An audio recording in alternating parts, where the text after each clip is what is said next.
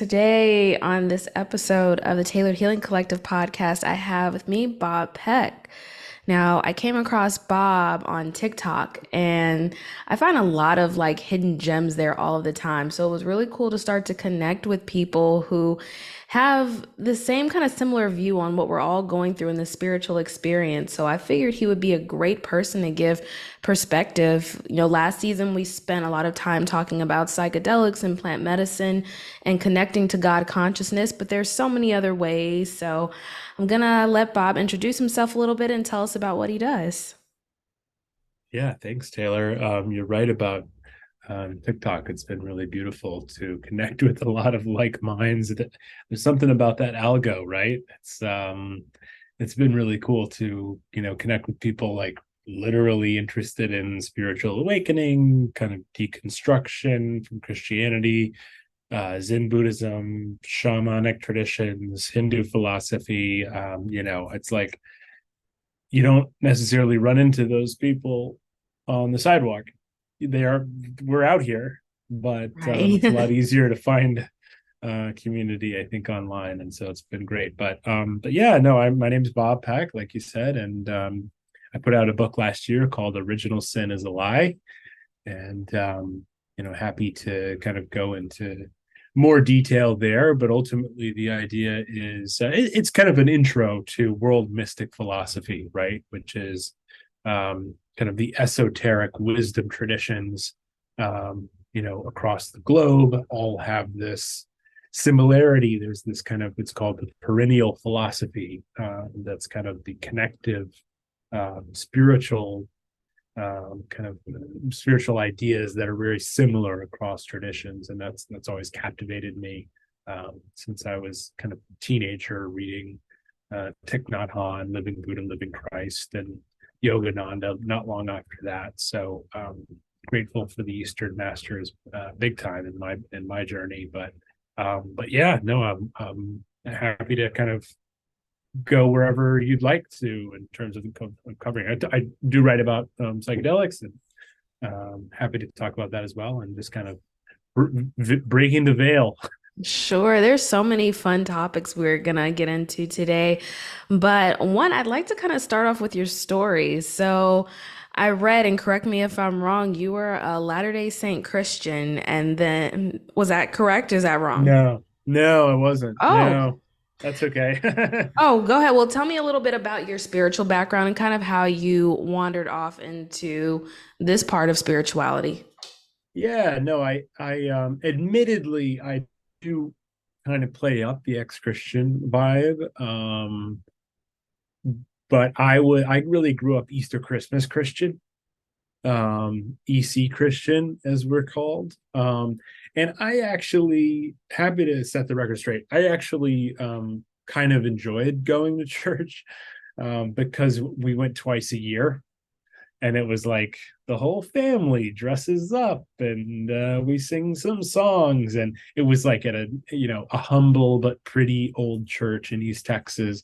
The pastor was very charismatic, and just he was a very sincere guy. So I really enjoyed kind of a few of those years going twice a year. And then it was really around um, when I would sleep over and have to at a friend's house on Saturday night, and then have to go to, my friend's church in the morning, and Calgary Baptist, and that was kind of my earliest inclinations of not really starting to resonate with what was coming through. And I write about it in the book, but basically it was at one of those kind of one of my friends like vacation Bible school like kind of things, as a little kid. And this woman came up to me and says, do you want to go to heaven? And I'm 8 years old, 9 years old, and it's like,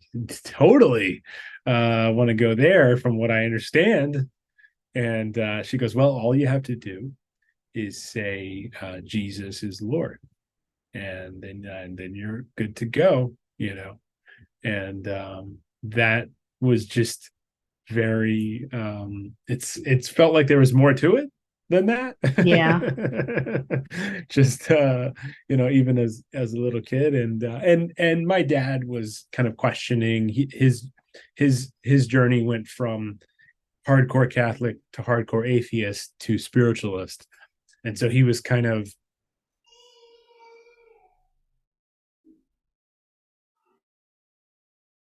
mid 90s. So he helped point me kind of in the right direction, as well, in terms of, kind of spiritual, but not religious, and like exploring that further. But yeah, didn't grow up, super fundamentalist kind of Christian anything, um, but appreciated the beauty of aspects of it, and kind of had some personal difficulties very early on with some of the silliness. Yeah, that's a lot to take on as a child, I think, especially when we're ingrained with these ideas from the very beginning. I think maybe when you're around other church kids or other people in church, it might be hard to question those thoughts initially, but then you become an adult and you grow up and things change a little bit. So tell us about your book and what brought you to the point where you decided to write it. I have been listening to it for days now on Spotify, and guys, it's a book you need to listen to. It goes very into depth and detail, and I appreciate every word, not only the time you spent writing it, but recording it and hearing yourself say all these things out loud. Totally. Thanks so much, Taylor. I'm glad you're enjoying it, and it's resonating. Yeah. Well, also my dad is a novelist, and so I've always kind of known, like, he's a great writer. He's very unknown, but he has a real gift. And so I started writing. My background's in film. Documentary film is what I went to school for. So I wound up doing film and religion, and then started writing nonfiction, kind of little pieces. It kind of started on Facebook, actually. Like, on just like my personal Facebook on Easter, like, this is how Yogananda reads Easter, and that, and it started to get, some engagement and comments, and Christians saying, oh, that's interesting and unfamiliar, and or whatever, just getting engagement on a personal Facebook, long time ago.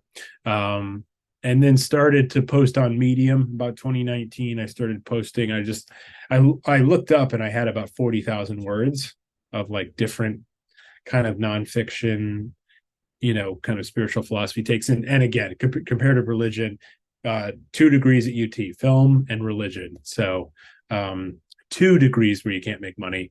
But I but I love them. But no, but so yeah, so religious, student of religious scholarship background, and then, yeah, just kind of continued studies after that, and read Yogananda, and really fell in love with Ram Dass about, probably 12, 15 years ago. Listened to pretty much everything he ever said, which highly recommend. Byron Katie is a big one for me. Sri Ramana Maharshi, the Advaitins. And so I just kind of started writing about, really the spiritual buffet line, if you will. That was one of the kind of early subtitles for the book. And then, yeah, I looked up, like I said, I had about 40,000, 50,000 words, and a nonfiction book is about 70. I think mine's about 85. And I just said, I need to zero in a kind of pandemic, era. I said, man, this is a kind of a good opportunity to, zero in on, this is a piece. There's something here that, is cohesive. And it took time. It did take about 18 months probably to kind of structure it, because it's a pretty broad spectrum of a book. Yeah. Like I said, we go Bible scholarship to Buddhism to, Hindu philosophy to psychedelics to kind of the illusion. So it goes all over. And I think, one of the big realizations for me in the creative process was struggling with the order and struggling with the sequence, and kind of how do I introduce all these things. And it hit me, at some point in that process, to say, oh, the order is my order.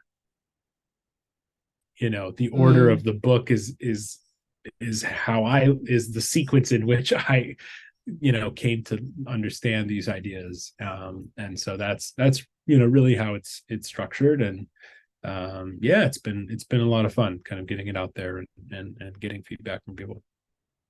From where I've gone so far, I definitely feel like for you through the spiritual journey, it's also very aligned with the hero's journey, getting that call and discovering what it is that you're either looking for, you've been missing in some way, or what you want to connect with. So I really love that. What are some of the most challenging spiritual questions that you've had along your journey? Oh, that's a cool question. Yeah, and I love Hero's Journey ref. I love Joseph Campbell. He's great.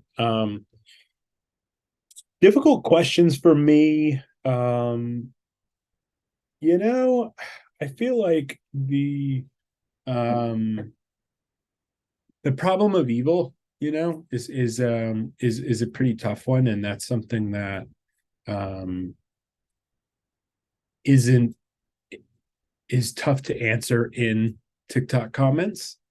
Um, but that one is something that I feel like kind of after being immersed in spiritual philosophy and kind of mystic philosophy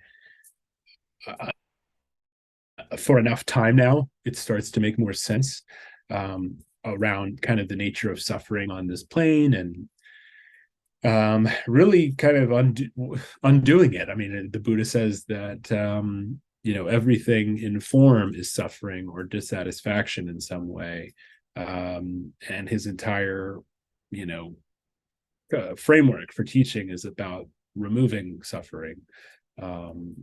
Jesus has a lot of interesting things to say, but I think a couple things that he says, you know, modern Christians still have issues with, which is turn the other cheek, resist not evil.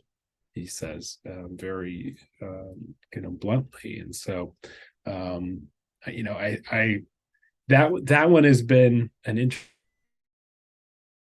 interesting one because as soon as he starts to say things like turn the other cheek, um, most human beings on this earth are not interested in doing that. And so working kind of with the problem of evil and really trying to see through, ultimately, Taylor, I think the mystic outlook, and when I say mystic, I just mean kind of internal spiritual, kind of esoteric, the internal, not the exoteric, the external. The internal piece is all about kind of seeing through the physical world. We're very, you've heard that it was said, an eye for an eye. It's very tit for tat out here in the physical world. You did this to me, and therefore I'm going to do this to you. And like that is samsara. That is what keeps us caught. That's what keeps us stuck. Is this reactive? What we do is we make it real essentially by reacting to it. And I think it's yeah, it's soon as a philosopher, as soon as you start to talk about things like that in that way, it was like, oh well, so then you just let evil people, be evil and didn't say that. But there does seem to be, a really beautiful, way. Really, what you're trying to do is transcend the whole game. You're not trying to be caught in it, and I don't think that means that we shouldn't have, you know, guardians of society and so on in terms of their evildoers, and that's obviously true. But compassion. What people who are acting evilly are suffering themselves. They're just projecting their own. They're projecting their own internal struggles and traumas that they're carrying, and so Buddha says hatred can never cease by hatred. Hatred can only cease by love. So that one's a tough one to work with, but it's so important. Yeah, one of the things that I was thinking about what you were saying earlier about Ram Dass, I think that was one of the first people that I listened to that when I connected with psychedelics, it allowed me to kind of break down all these structures that religion puts in place and all of these walls. So, like you said, it's very reactive in this society. Even though we want to hear turn the other cheek, we have to say, yeah, but so and so did this to me or they did that. And it's so hard for people to let go of that, especially in the chaos that we live in today. But I still see beauty in all of that. So, the fact that you were able to take all of these concepts that are really so challenging for people to understand and break down and then find a way to show truth in that, and I love the title Original Sin is a Lie, was it's very interesting. And I think with a lot of people coming into learning about different kinds of spirituality right now, the one thing that's going to keep them from remaining trapped is to understand compassion and love. And I know that's really, really hard because we think that just because people participate in, certain plant medicines that they learn that, but some people Mm, don't. So could you share with us a little bit about your own psychedelic experiences? sure. Yeah, no, that's a great point. And it's uh, there's a lot of kind of nuance to the psychedelic conversation for me because I see a ton of value in it. And I'm a fan, frankly. It's been transformative for me. But also at the same time, Ram Dass is um a central part of his story is that when you get high, you always have to get low again. When you go up, you come down. And the point isn't to get high, it's to get free, And so they have value. They absolutely have value because they can give you a glimpse kind of through the veil, so to speak. They can let you see beyond the tightness or kind of the barriers really that we put up. What psychedelics do is they just melt away the barriers, right? Kind of emotionally, psychodynamically, conceptually. And so that is definitely valuable, but I don't think they're not a requirement for enlightenment or awakening, right? I do think they're probably better than a percentage of things that are coming from the Walgreens drive-through, but no judgment also because prescription pharmaceuticals definitely do work and can help people. But there is an epidemic in America, right? There's an opioid epidemic that's terrorized, primarily lower socioeconomic segments of society, and that's a kind of another conversation, but it's relevant in that sacred plant medicine um, could be kind of a replacement in a healthy way when done correctly. And I think there's a lot of kind of clinical therapy applications of psychedelics that are coming in hot, which is super exciting. But again, let me just say all of this to say that I don't think it's essential, required, or um, you know very mild to moderate occasional uses what does the trick, That at was least one for of me. I'm the same way. And that was one of the first things I learned before I had ever tried anything at all. It seemed that enlightenment came from finding yourself first. And that I think I can't even remember the exact quote, but I did hear a talk by Ram Dass once, and he was quoting someone else saying that, taking psychedelics was like visiting God for a few minutes and then it's over with. And Right, right. we kind of forget that and become separate from it. And that's where I've gone on my own journey where I think it's very helpful, especially for people who go through so much pain, but it's not, like you said, it's not a requirement. There's so many other ways to connect with God consciousness that don't require it. I think it's a great tool, but I don't think it's something that should be overused all of the time. And with, what's going on with the epidemic in America, I think it could get scary for some people, because they become reliant on it and we forget like the closest you can get to nature is just going outside or going within. You don't have to always go take something in order to reach that. So thank you for sharing your take on that. I like that, and I think it'll Sure. definitely give people a different perspective. Yeah, let me just say a couple more things. I really like what you said too. Terence McKenna is a great philosopher of psychedelics for anyone listening. He has a lot of lectures on YouTube that are dazzling. Um, and also, um,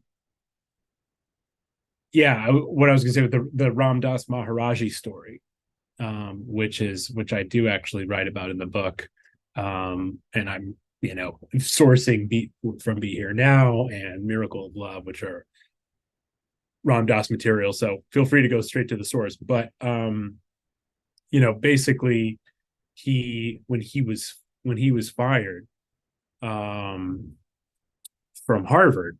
I mean, I guess should I kind of give some context on Ram Dass a little bit? Sure. Um, so basically, Ram Dass was a psychology professor at Harvard. His birth name is Richard Alpert. And so Dr. Alpert was a psychology professor, very distinguished university, very, kind of this up and coming professor, and talking about Freudian psychology, the latest stuff. This is in the 40s and 50s. And he realized he was so desperately unhappy. He was neurotically unsatisfied, and he thought that he had everything. He had a nice car and his apartment and a great job, a great career. He had a plane that he would fly across the country in, and he would still get in the bathtub and cry. And he just didn't know what the hell was going on. And there was this eccentric professor that moved into his hall, and his name was Professor Tim Leary. And most people are probably familiar with Tim Leary, but Tim kind of became one of the biggest figures in American psychedelic period of the 60s.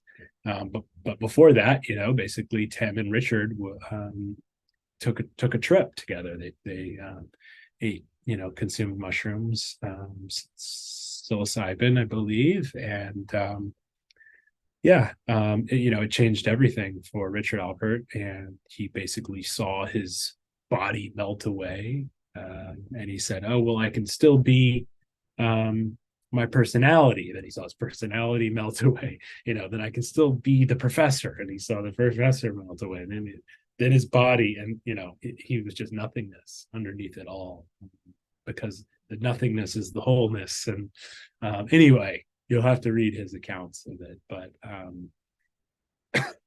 they started to study psychedelics in an academic setting, and it was going pretty well. And eventually it didn't. And they were both publicly fired and defrocked, and it was a very kind of ego death, if you will, and a humiliation kind of thing. And they kind of went their separate ways. Tim Leary went to go be kind of a LSD guru type guy in California, and actually the Beatles John Lennon wrote "Come Together," the famous rock song, about Tim Leary's gubernatorial campaign in California against Ronald Reagan. So that's a Wow. fun little pop culture fact. Yeah. "Come Together" was for Tim Leary. But Ram Dass, in the meantime, said, I'm going to just travel the world and try to figure out those, who knows about this stuff, because there has to be some holy men or some holy women or some monks or nuns somewhere, a guru or somebody that can tell me, what this is all about, erasing the body and the psychological dynamics. This is just, he has a funny joke where he's like, we thought we were the pioneers of consciousness. We're Harvard psychology professors doing psychedelics. No one has ever explored consciousness this deeply, so they thought, until they read the Tibetan Book of the Dead, through Aldous Huxley, and they found Eastern mysticism and realized that some of the mental maps from the East were 10, 20 times more sophisticated than they had ever realized. So he went that direction, and basically he had a miraculous meeting eventually with his guru, Maharaji named Kroli Baba. And at one point in that first visit, I think it was about an 8-month stay in northern India. Um, it was like, I think it was in the first week actually that he was there. Maharaji said, "Where's the medicine?" And he was like, "What?" And he was like, "Give me the medicine." And his traveling companion said, "He probably means the LSD that you have. And isn't that what you're trying to figure out, And so he says, "Give me this old Indian man, kind of miracle guru, takes 4 pills, which a pill was, I think, 300 micrograms, 310. So it was over 1,200 mgs. And so um, basically, a standard dose is around 400. I mean, you're really going to be rocking out. I mean, you're already feeling it at 100, 200. So um, the guru took about, over 1,200. And Ram Dass is going, "What's going to happen? Did I just kill this man? What?" But as a scientist, he was like, "This is going to be interesting," and nothing happened. Famously, whatsoever. He was completely normal, and kind of in his conclusive point about the whole episode, essentially what he says is, when you're in Detroit, you don't have to take a bus to Detroit, right? The master was operating at a much higher level of consciousness, of energetic frequency, than we are. Yeah, but even you and I on psychedelics, we come up here, but we're still underneath someone, on that level. And so I think it was just it's an important kind of footnote for me in the psychedelic spiritual study, because it's not the be all and all. I think it's a useful tool, and that's about it for me. Thank you for sharing that. Um, Sure. so, as an author, producer, writer, and filmmaker, what is it that you hope to impact the world with? Oh, that's a beautiful question. Um, the most amazing thing about putting this book out and connecting with people um, has been getting a couple of messages from people.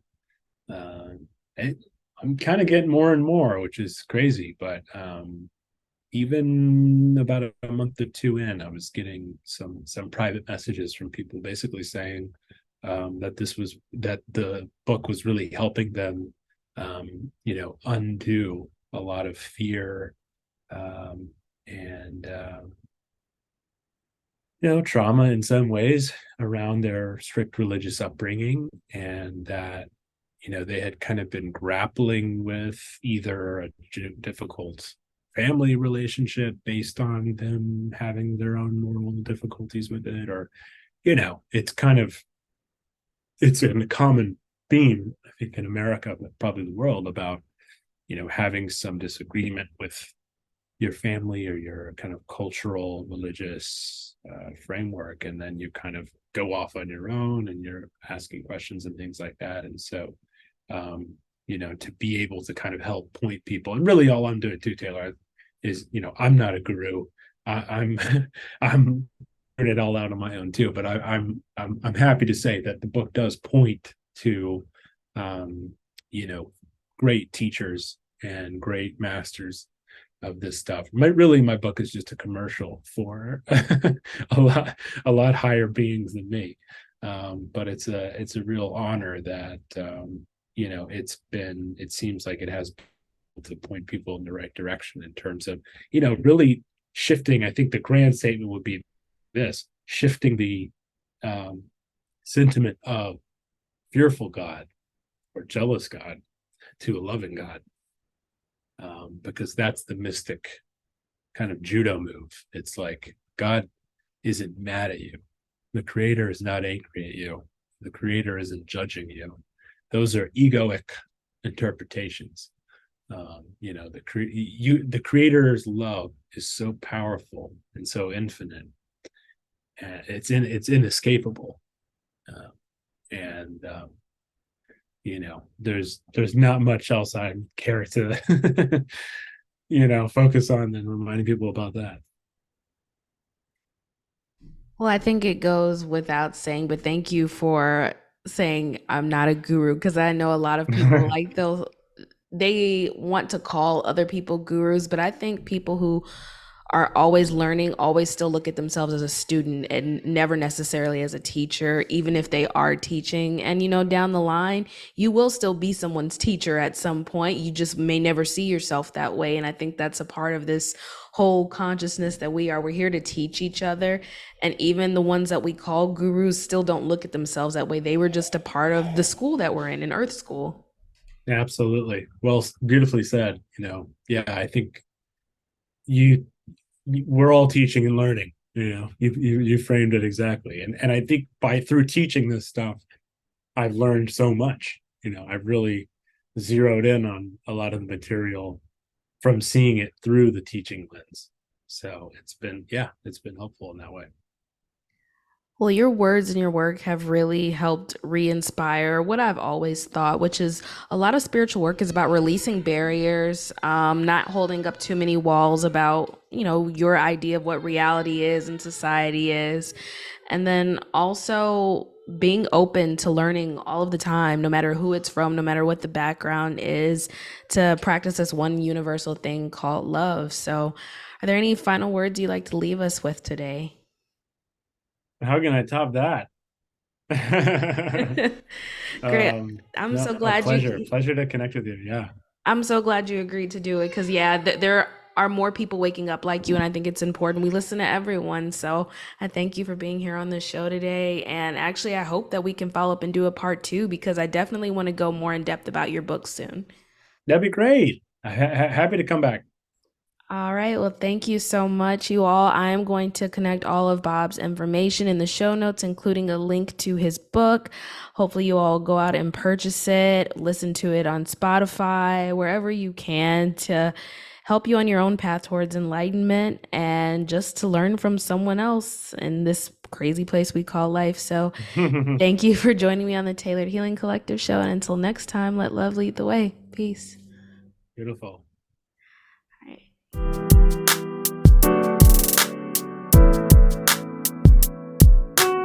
right.